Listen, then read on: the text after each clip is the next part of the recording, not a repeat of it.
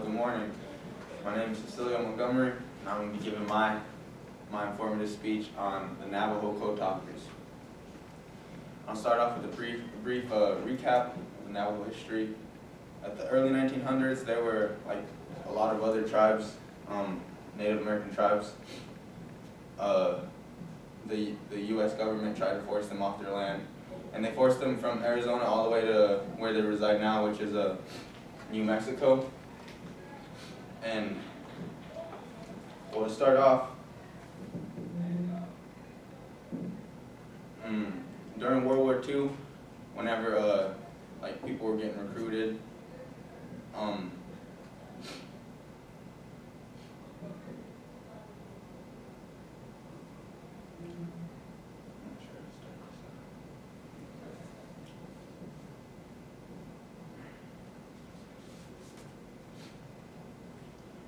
most of the Navajo code talkers, there was approximately like 400 of them, but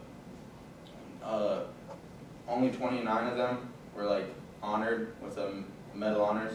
But whenever they were first recruited, they were mostly sheep herders, and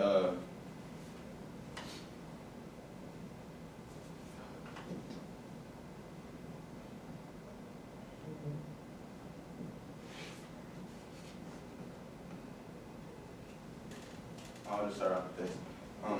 One of the Navajo code talkers, his name was Bill Toledo, and he explained how whenever he was a young boy, the U.S. government officials came and forced him, and like a lot of his friends, they chopped their hair off and forced them to U.S. Schools, and they forced them to not speak their language or anything of their culture, and try to, make them just speak English. And they always, like sneakily they'd talk, speak in their language, and who knows, one day it would be, something that would save them and help U.S. Get to victory in World War II. And this was a quote that stuck with me. I got it from one of the articles. It says, "Although they grew up in a world hostile to their language and culture, the Navajo code talkers have achieved heroic status and now supplement traditional heroes within a Native American culture that continues to strive for validation."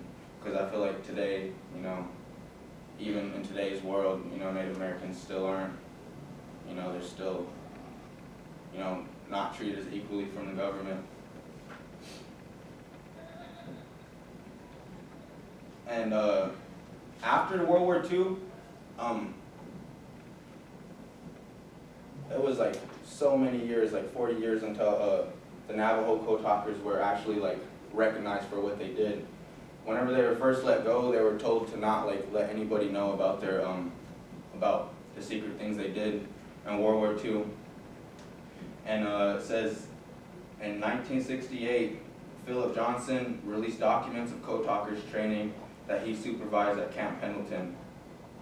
And then further on down the line, they got more recognition as time went. In 1982, Ronald Reagan declared August 14th the National Code Talker Day. And in 2001, the 29 First Navajo Marines received gold medals. And there was 400 of them, but the other ones that trained after that, they received gold medals. And I didn't get to watch this movie, but a few of the classmates told me about it. The Wind Talkers, or Wind Talkers by John Woo. It came out in 2002. And that's one thing I wanted to find out was like, how did the U.S. government come up with the thought of using the Navajo language, as a secret code? And somebody told me that in that movie there might be a scene that explains that. But that's something that I was gonna watch, that I still want to watch. And then after the Navajo Marines got back from war, they still pushed for education. Like they wanted a lot of their younger people to strive for higher education because they realized that was a good way out.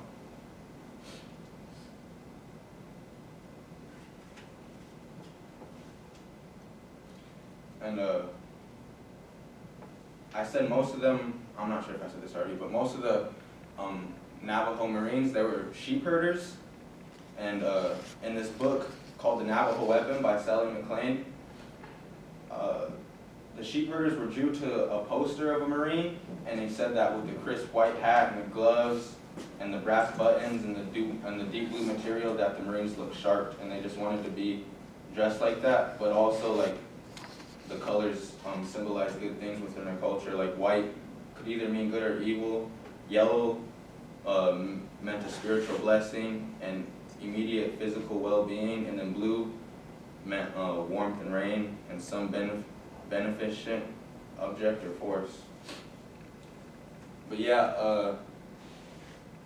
I don't know, I just thought it was crazy how, like, with most tribes and most, Native American people across the U.S., how whenever the U.S. first came, they always tried to, like, assimilate them and make them forget their culture and everything in their language. But, this turned out in the long run to help us out, the U.S. And one thing I think they're trying to do is they're talking to Trump and they're trying to get a museum. They're like trying to build a museum so they could show their kids and their grandkids of how strong their people were, and show, like, even the white people and their kids and their grandkids how strong they were, and like how, like, they're different cultures and they're different people and they're always clashing, but whenever they come together they're invincible, and it's hard to defeat them. And that's what happened in World War II, because the U.S., their codes kept getting deciphered by the Japanese, and they didn't know, the Japanese didn't know who the Navajo were. But this is a video, sums it up pretty good, I thought. Is that Navajo Z? Can you guys hear that? You can turn it up in the little green thing. Other one. Oh. Yep.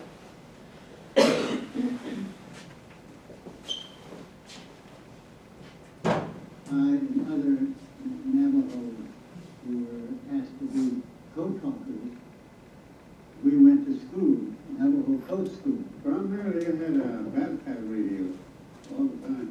We had a microphone, and we had an earmuff where you can hear in battle. And then you also had a mic in your hand, you had a notebook in your hand with a pencil, ready to write anytime, and send a message anytime. So it sound that way. Set up a box of grenades immediately.